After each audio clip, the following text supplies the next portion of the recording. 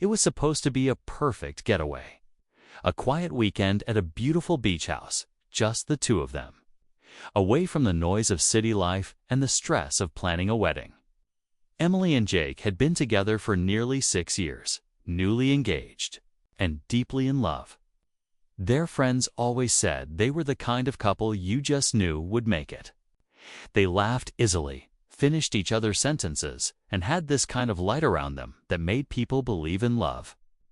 That weekend in July, they rented a cozy house right on the edge of the shorelines, secluded, peaceful, and surrounded by nothing but ocean breeze and golden sand. No one expected that would be the last time anyone saw them.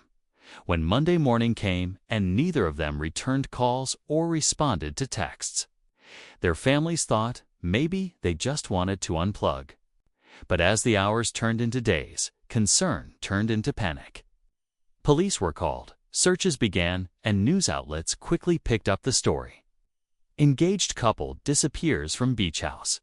The headlines read, "The house was found untouched, no signs of a break-in, no signs of a struggle." Their car was still parked outside, keys on the table, phones missing. It was as if they had just vanished into the air.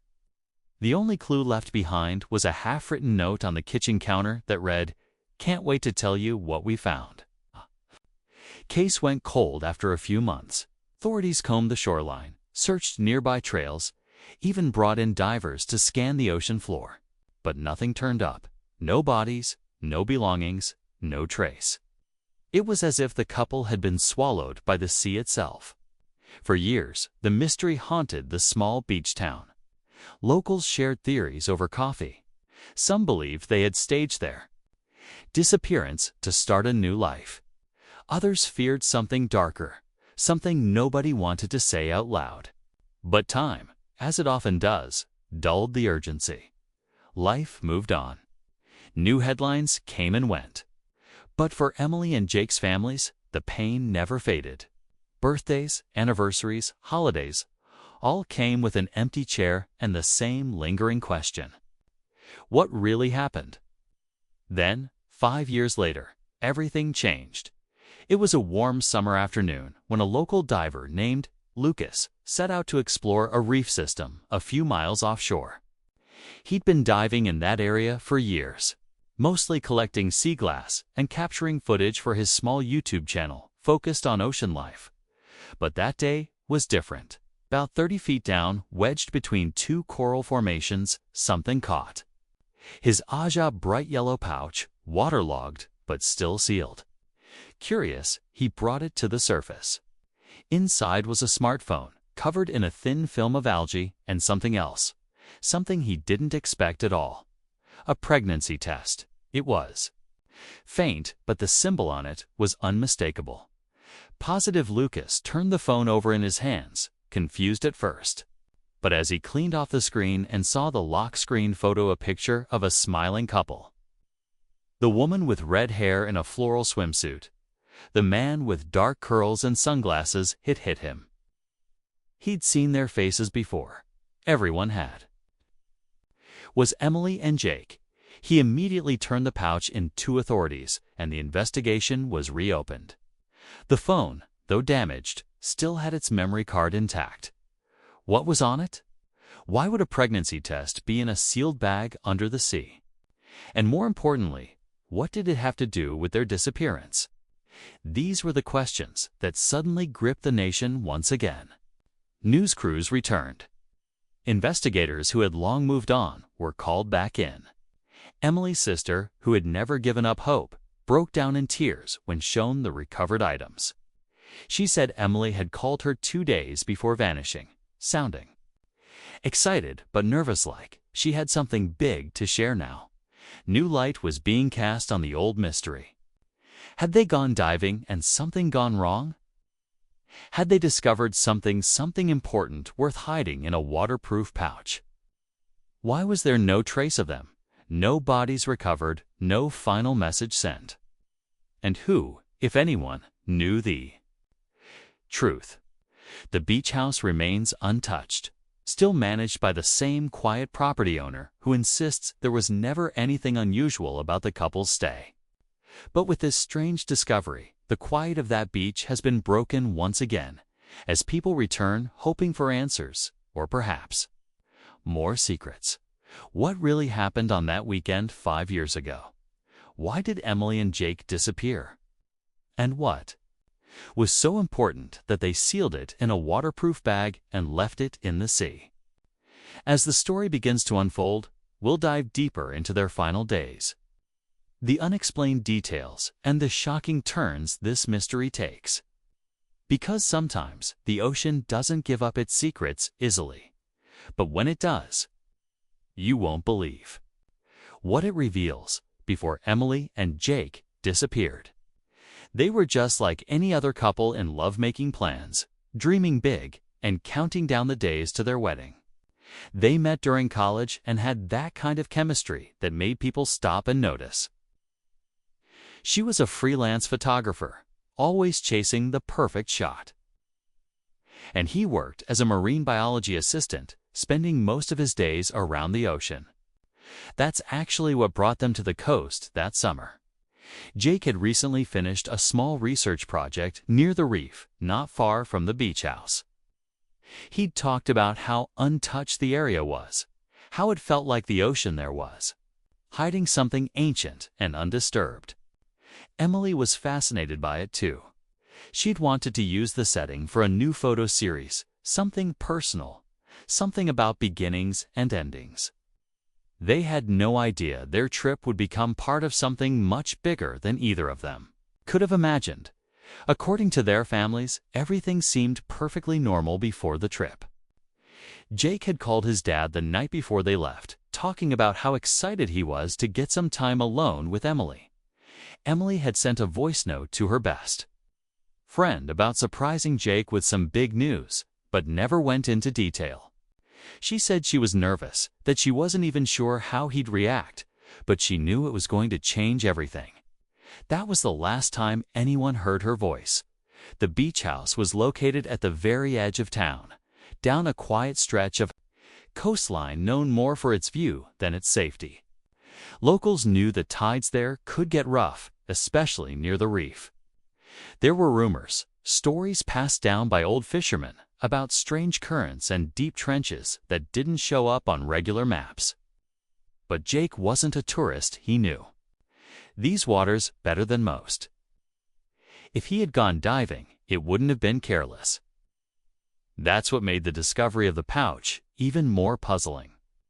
It wasn't just floating, it was wedged deep into a reef crevice, almost like someone had placed it there on purpose. The recovered phone was handed over to investigators, and data experts began working on retrieving any usable information. Early results showed several photos and a few video clips, but some files were damaged. The most intact footage showed Emily standing on the porch of the beach house, holding something behind her back and grinning at the camera. Jake could be heard laughing off-screen. Then the video cut out. Another clip showed Jake diving into the water near the reef with a GoPro strapped to his chest, which they hadn't recovered. His voice was muffled, but he said something about testing the depth again and finding something strange yesterday.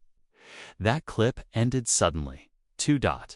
As these fragments began to surface, the theories started multiplying. Some believed the couple had discovered something underwater, something not meant to be found. A shipwreck maybe, or even old environmental data Jake had stumbled upon during his earlier research. Others speculated that the pregnancy test suggested they had planned to leave, maybe start over somewhere new. But if that was true, why leave everything behind? Why hide the test underwater instead of sharing the news? There were also unanswered questions about the beach house itself. The owner, a quiet older man named Richard, claimed he had rented the place to hundreds of couples before, and nothing strange had ever happened. But when asked if he had any surveillance footage from that weekend, he said the system had been broken for months. Investigators found no signs of tampering inside the house, no broken windows, no signs of forced entry. But curiously, The power had been turned off at the breaker box the day after Emily and Jake vanished. Richard claimed he did it by accident while doing maintenance. That detail never sat right with the family. The area around the reef was scanned again after Lucas made his discovery. Divers searched every visible crevice, looking for more clues. On the third day, they found what looked like a torn piece of wetsuit fabric tangled in some coral. Tests are still being done, but initial inspection suggests it's the same brand Jake used. Not far from there, embedded in the sand, they found a rusted metal tag, possibly part of a diving tank, but with no identifying marks. It raised even more questions. Did something go wrong during the dive? Or was someone else down there with them? Emily's sister Claire has been vocal about her suspicions. She said Emily once mentioned feeling uneasy about Jake's recent research. I didn't. A dramatic way, but like he was keeping something to himself. He'd get quiet whenever I asked him about the reef, she recalled. He'd just say, "It's better if you don't know." Claire believes there's more to Jake's work than people realize. She started digging into his research files, only to discover some of his last notes were missing from his laptop. His university claimed he had taken them home. The laptop, along with Emily's camera, was never found in the house. There's also the issue of the pouch itself. The waterproof case was traced back to a local dive shop where Jake had bought it a few days before the trip. He told the store clerk it was for something personal and asked if it would stay sealed for a long time underwater. That detailed that he planned to leave it theirs. What's keeping people up at night? What did he know? What was he trying to preserve? Social media has taken the story viral once again. Some people are revisiting old drone footage from the area. Others are trying to crowdsource answers, hoping someone saw anything on that weekend 5 years ago. A few online communities have even started analyzing the recovered videos frame by frame, looking for clues hidden in the background. So far, no one has cracked it. The couple's loved ones continue to hold on to hope. Hope that the pouch was only the beginning. Hope that more answers are out there, waiting to be uncovered.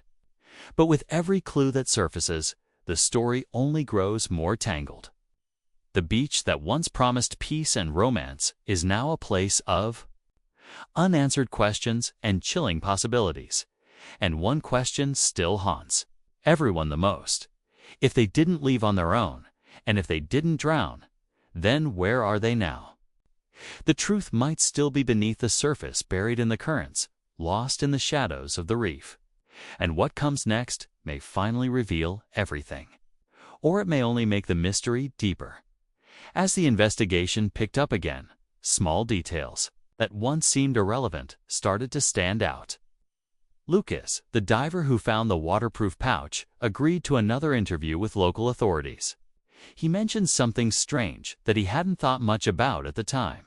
While retrieving the pouch, he had noticed a faint shimmer deep in the reef, like a reflection or metallic surface hidden beneath the coral.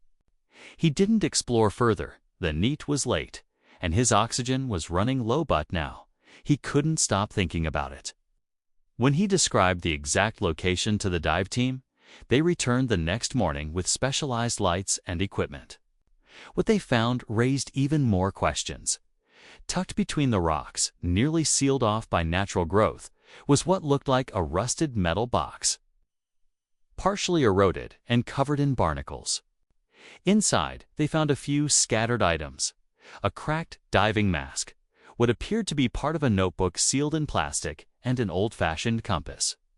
The pages of the notebook were mostly unreadable, but one fragment had survived. It read, "It's deeper than we thought." We weren't supposed to find this. That line set off a wave of speculation. What had they found down there? What was this referring to? And more importantly, who didn't want it found? Back on land, Emily's sister Claire began digging into Jake's background even more. She reached out to one of Jake's former professors, Dr. Alan Morris, who had worked with him on a reef survey project 2 years before the disappearance. At first, Dr. Morris was hesitant to talk. But after some persuasion, he admitted that Jake had brought up something unusual in underwater formation that didn't match geological data. He said it looked artificial, the professor recalled. Almost like a man-made structure, but there were no records of anything being built in that part of the ocean. Jake had planned to return to that site, but the project was cut short. Due to lack of funding, according to the professor, Jake never stopped thinking about it. He'd told him, "If I disappear, you'll know why." At the time, it sounded like a joke. Now, it doesn't feel so funny. Another thread of the story emerged when a local fisherman named Ray came forward. He'd stayed quiet all these years, not wanting to get involved, but the news of the pouch shook something loose in his memory. He said he remembered seeing a small boat anchored near the reef early that weekend that didn't match the usual tourist or research vessels. Didn't look like they were fishing, he said. They were just sitting there, watching.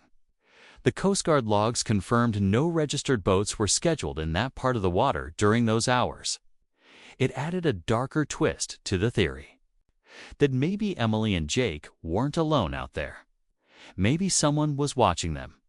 Maybe someone followed them into the water. Emily's old camera equipment also became a point of interest. She was known to carry backups of her files on separate memory cards, some of which she kept in a special waterproof container. When authorities searched the beach house again, they found an empty camera bag buried beneath a drawer. But the container, along with the spare cards, was missing. If Emily had taken any underwater photos or videos before they vanished, those files might still be out there. Tension grew between the families and the authorities. Emily's parents believed the case was being mishandled from the start, that too much time had been wasted.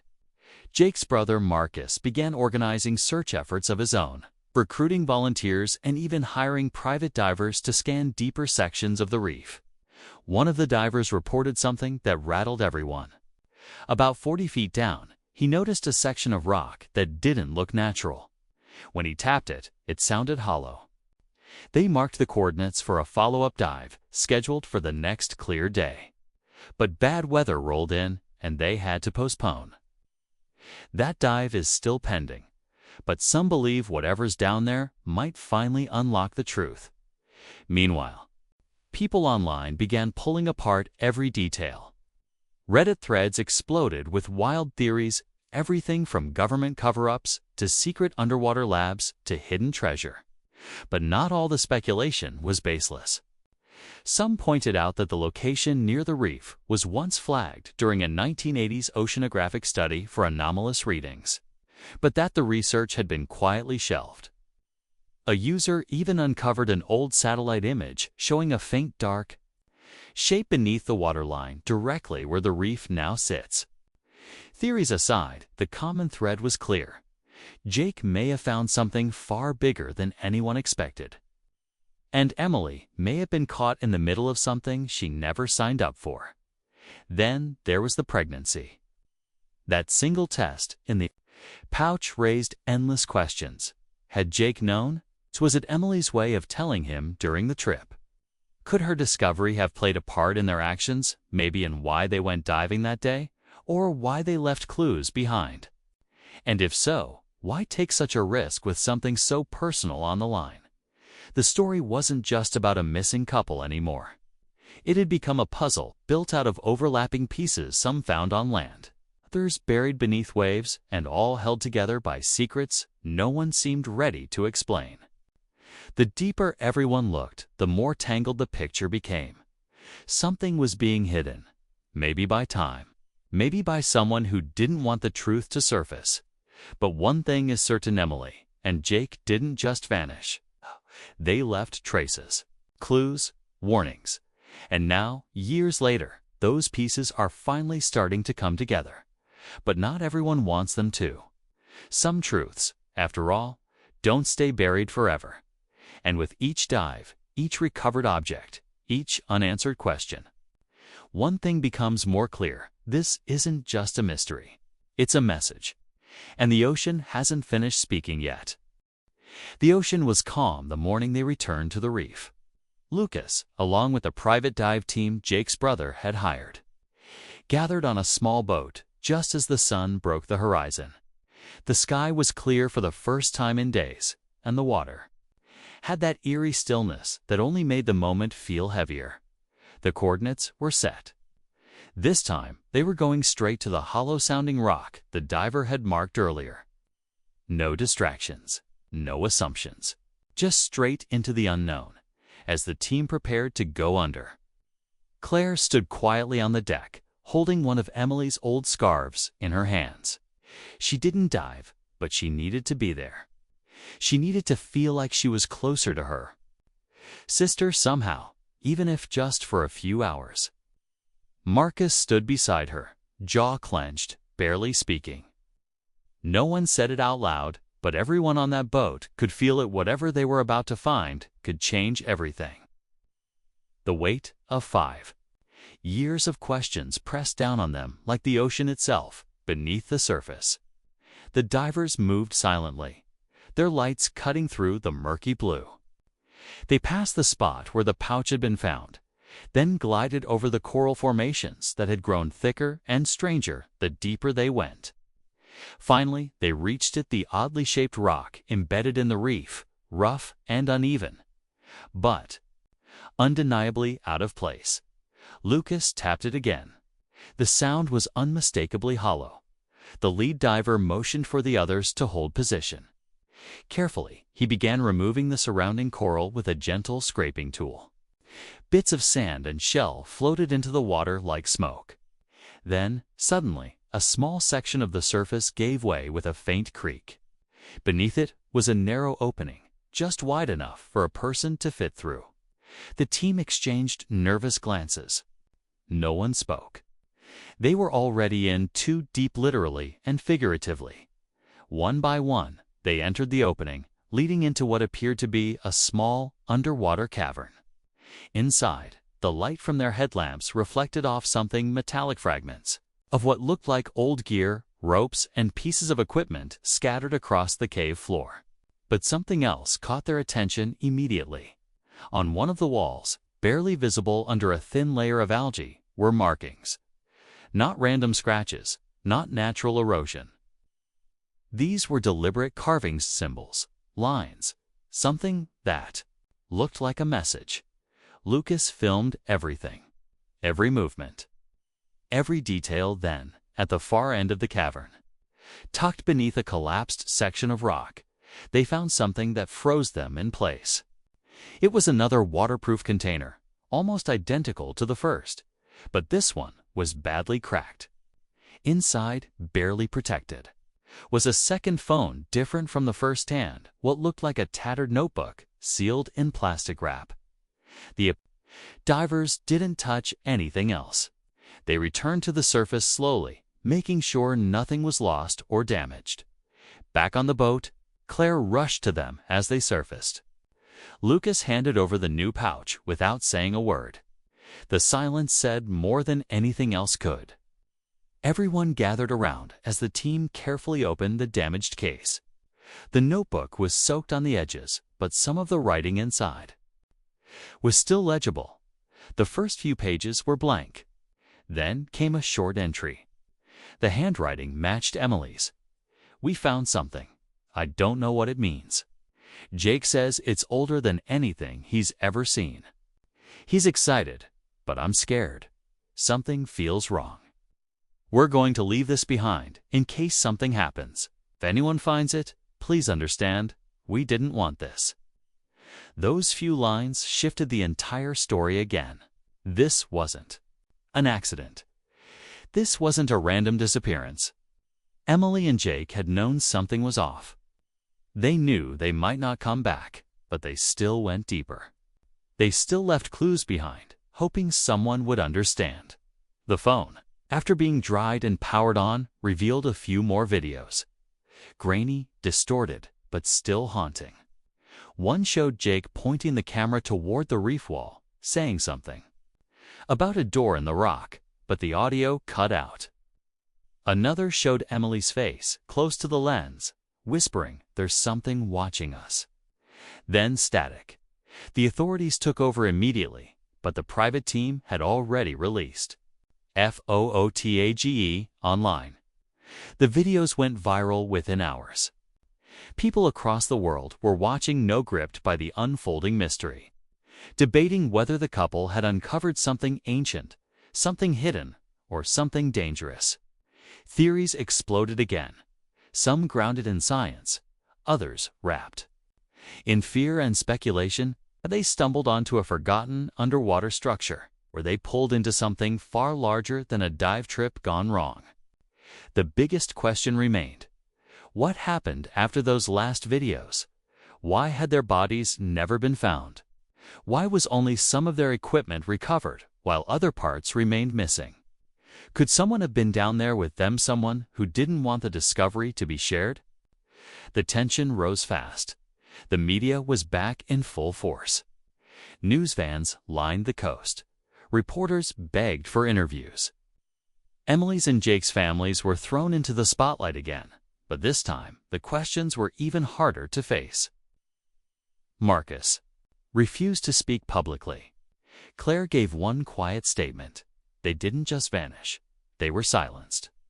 The government sent a formal diving team to investigate the underwater cavern. They sealed off the area and issued a vague statement about preserving marine safety. But people weren't buying it. The online community was convinced there was more being hidden, tales being kept from the public, evidence possibly being buried. And the more silence there was from officials, the louder the voices grew online. Back at the beach house, Claire returned one last time. She walked through the room slowly, imagining her sister's last steps. On the kitchen counter, where the original note had been found, she placed the recovered notebook and phone. Just for a moment. She stood there and whispered, "We're closed now, Em, I promise." And outside, the ocean remained still quiet, like it was holding its breath. But something was coming, something just beneath the surface. And no one was ready for what they'd find next. 3 nights after the government divers sealed off the reef site, something unexpected happened. A late-night patrol boat reported seeing movement near the restricted area. At first, they assumed it was just curious locals trying to get a closer look.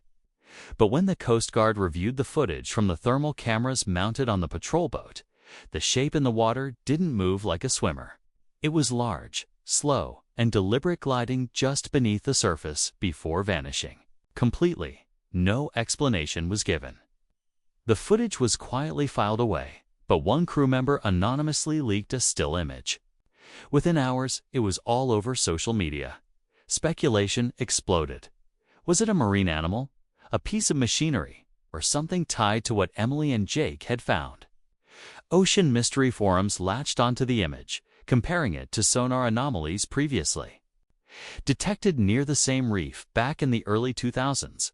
Some believed it was a part of a larger structure, a submerged installation or vessel long forgotten. Others were convinced it wasn't just a thing, but something alive. While public attention focused on the leaked image, Claire was busy following her own lead. Late one evening, she received an email from an anonymous account. No subject line, no message body, just an attached audio file. When she played it, her breath caught. It was distorted, muffled by static and low background noise. But the voice was unmistakably Emily's. "They found us," the voice whispered. "Tell them not to trust." The rest of the message was scrambled, like it had been corrupted or cut off. Claire listened to it over and over, her heart racing. The timestamp on the file showed it had been recorded for days after the couple was reported missing. Shaken, she shared it with Marcus and the private team, who immediately began trying to trace its origin. But the message had bounced through multiple proxy servers, making it impossible to track. Still, the implications were undeniable. If the timestamp was accurate, then Emily had been alive somewhere 4 days after the world believed they had vanished. That changed everything. Marcus, unable to sit still, made a bold move. He gathered a small group and set out on a night dive near the edge of the restricted zone, avoiding patrols by cutting the engine and paddling the final stretch by hand. What they found changed the course of the search again. Tucked beneath a shallow ledge just outside the marked reef boundary was a cylindrical metal object partially buried in sand. It wasn't coral and it wasn't natural. When they surfaced with it, they realized it was a sealed storage canister, military grade. Inside were a handful of items: a soaked piece of laminated paper with coordinates, a black and white photo of the reef from above, marked with an X, and a small USB stick sealed in a watertight tube. The USB was handed over to a data specialist, and after hours of bypassing corrupted sectors, they finally accessed its contents. Most of the files were encrypted, but one short video was playable. It showed two men in diving suits standing near what appeared to be a hatch built directly into the reef wall. One of them looked at the camera and said, "We're initiating Phase 2. Keep surveillance on all entry points. If they come back, we shut it down." The revelation dropped like a bomb: a hatch. Phase 2. Surveillance. This wasn't just about a missing couple anymore. It was about a controlled operation. Someone had been monitoring the reef long before Emily and Jake ever arrived. Someone knew what was down there, and someone was prepared to keep it hidden, no matter what. Claire and Marcus took the findings to the authorities again, but were met with cold silence. No comment, no acknowledgement, just a vague warning about tampering with federal investigations. That's when Claire realized they were on their own. If there were answers, they weren't going to be handed over, they had to be found. And now, the risk wasn't just mystery. It was danger. The tension grew between the siblings and those still working with officials. One of the private divers dropped out, claiming he'd been followed home by a black SUV. Another received a cease and desist letter from an unlisted law firm. Still, the group pressed on. They began mapping the reef more carefully, looking for structural patterns, unnatural lines, anything that could indicate the presence of a man-made entryway. All signs pointed to one thing: there was something built into the reef, something long buried, and someone had gone to great lengths to make sure it stayed that way. But Emily and Jake had stumbled across it, maybe even entered it. And what they found was enough to make them hide evidence in pouches, leave desperate video messages, and warn of people they didn't trust. Back at the beach house, Claire found herself unable to sleep. She replayed every voicemail, every photo, every fragment she still had of her sister. That's when she noticed something she hadn't before. In the reflection of a photo Emily took on the porch, just over Jake's shoulder, was a strange blur, barely noticeable. But when zoomed in, it looked like a small drone hovering in the distance. Not a commercial one. Something smaller, more discreet. It hadn't been there by accident. Someone had been watching them before they even went into the water. This wasn't just about a couple vanishing. It was about surveillance, hidden locations, encrypted files, and now, someone or something lurking beneath the surface. And with that sealed hatch, the stakes were higher than ever. What was behind it? Who had built it? And what would they do to keep it secret? The deeper they dug, the more dangerous it became. And the next dive might not just uncover answers, it might trigger something none of them are prepared for. The final dive began just after sunrise. The ocean was calm, almost too calm, as if it was waiting. Claire stood on the dock, watching the boat drift out, her fingers tightly gripping the last printed photo of Emily and Jake, the one with the strange blur in the background. She hadn't told anyone, but the night before, another email had arrived. This time, it had no attachment, just a message. "You're close. They didn't drown." Marcus and Lucas led the team back to the reef. They weren't waiting for permission anymore. The private team had mapped a precise path to the location marked on the old photo and the laminated coordinates.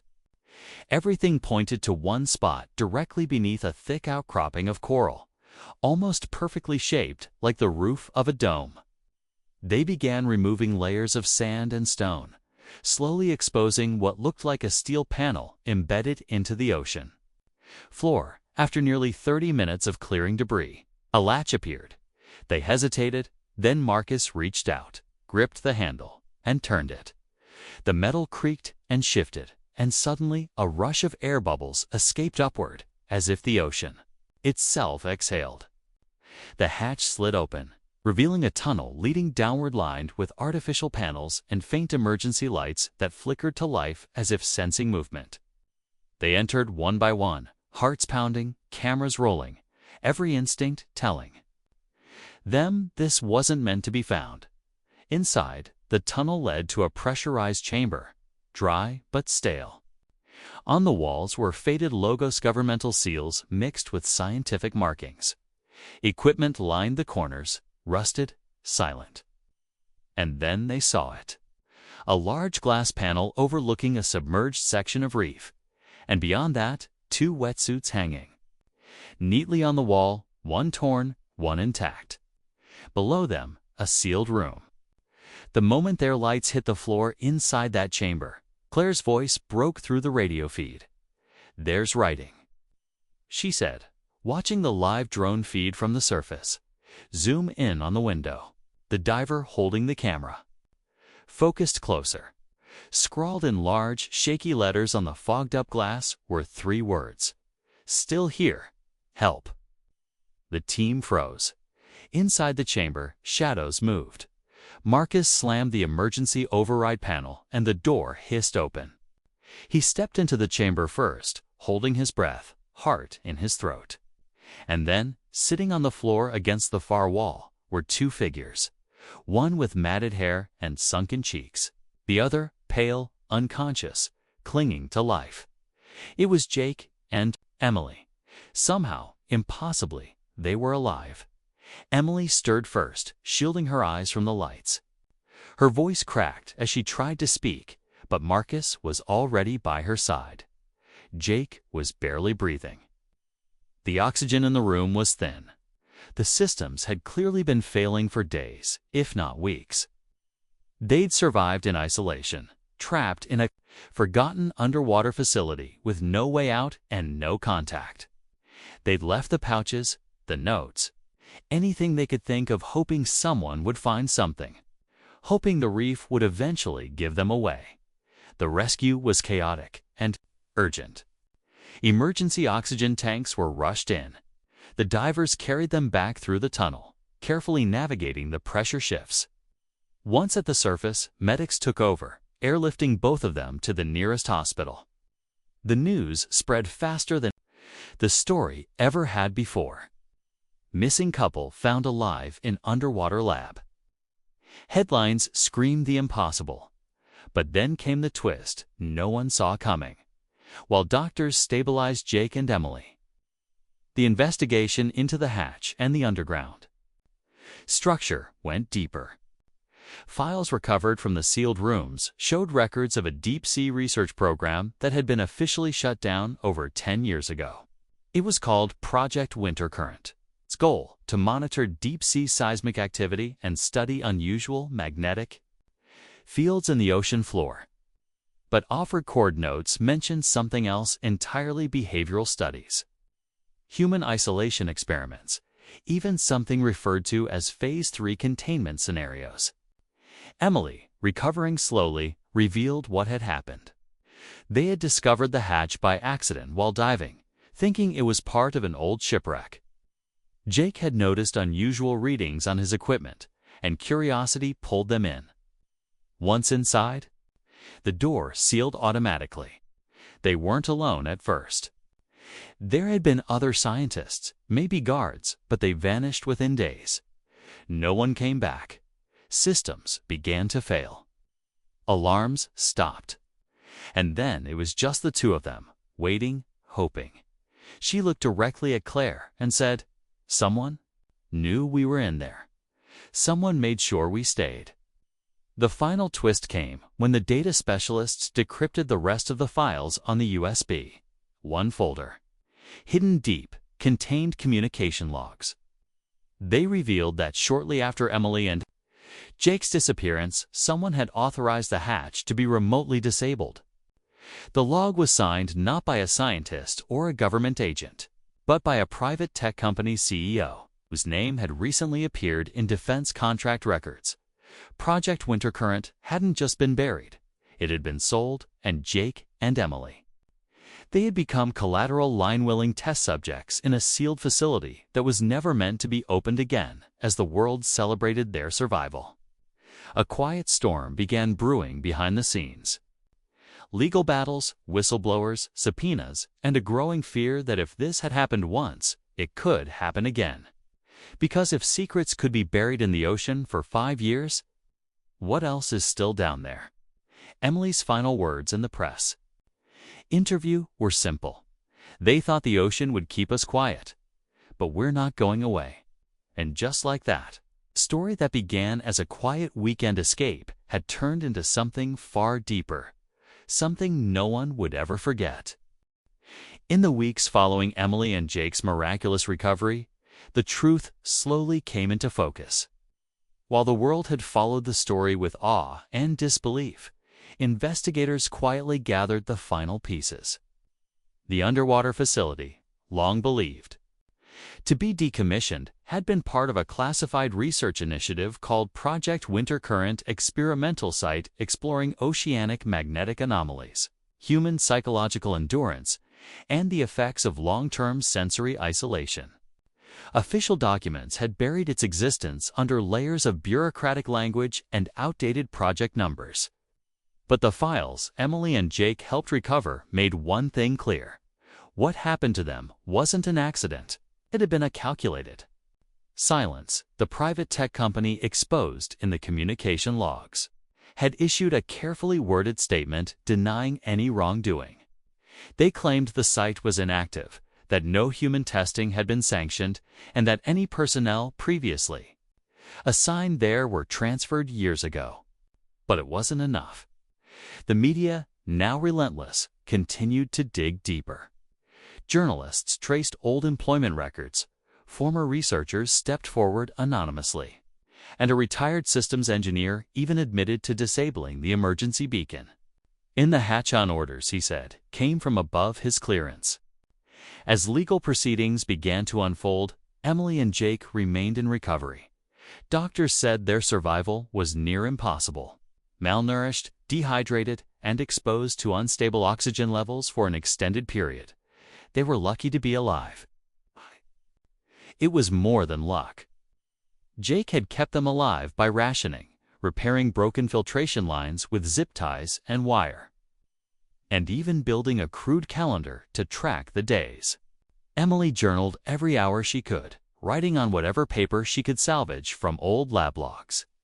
Her hope was that, if they didn't make it out, someone one day would find their story.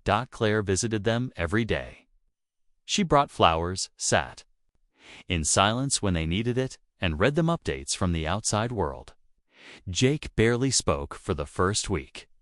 His eyes were distant, his hands constantly twitching like he still heard the mechanical hum of that sealed chamber. Emily was stronger, her voice steady but quiet, choosing her words carefully. She told Claire about the fear, the isolation, and the overwhelming sense that they had been forgotten on purpose. But she also spoke about moments of hope, the way Jake made up stories just to make her laugh. How they kept believing someone out there would connect the dots. The ocean didn't take us, she said. People did. Public support poured in from around the world. Letters, videos, paintings. Strangers sent messages thanking them for surviving, for not giving up, for revealing something that was never meant to see the light. The beach house, once a crime scene and a place of unanswered questions, was eventually turned into a temporary memorial. People left flowers, notes, even seashells with handwritten words. It became a symbol not of tragedy, but of truth breaking through silence. Lucas, diver who first found the pouch, was offered multiple book deals and documentaries, but he declined most. He kept diving, but admitted that nothing felt the same anymore. "The water used to feel peaceful," he said during an interview. "Now I know it can keep secrets for too long." The legal battle continued for months, and eventually, a congressional hearing was launched. Former project leaders were called to testify. Records were unsealed. The truth came out in fragments, but enough was revealed to change policy. New laws were passed requiring full public documentation for any underwater research funded by private or government partnerships. The ocean, once considered the final frontier, was no longer invisible. Eyes were on it now. Jake and Emily didn't return to the beach after they recovered. Instead, they moved inland, quietly settling near a small lake in the countryside. They declined most interview offers, choosing to tell their story once, on their terms, in a heartfelt conversation with a journalist they trusted. In it, they spoke not just about survival, but about what mattered most: trust, resilience, and the power of love that held them together in a place meant to break them. Jake said something in that interview that stayed with people. "We were never meant to disappear. We were meant to remind people what happens when you stop asking questions." Claire eventually published Emily's journal entries in a short memoir titled Still Here. It became a bestseller. Not for its drama, but for its honesty. The story resonated with anyone who'd ever been silenced, overlooked, or dismissed. Wasn't just about an engaged couple who vanished from a beach house. It was about what it means to keep believing when the world forgets you. About holding on to each other when everything else slips away. The reef was eventually designated a protected zone. No diving, no commercial activity. Just a quiet, cordoned-off stretch of sea. A plaque was placed on the shoreline near the site. It read, "In memory of the lost, the nearly forgotten, and those who dared to resurface." And as time moved on, the story became more than a headline. It became a reminder that sometimes the truth lies just beneath the surface, hidden in currents. Whispered by waves, waiting for someone brave enough to listen. Emily and Jake found peace, not by forgetting what happened, but by honoring it. They planted a small garden near their new home. On the first day of spring, Emily placed the waterproof pouch beside a rosebush, buried gently under the soil. Not as a symbol of pain, but of hope. Because even the deepest wounds, when brought to light, can help something beautiful grow. And with that, their story, once submerged in silence, finally came full circle, closing not with an end, but with a beginning.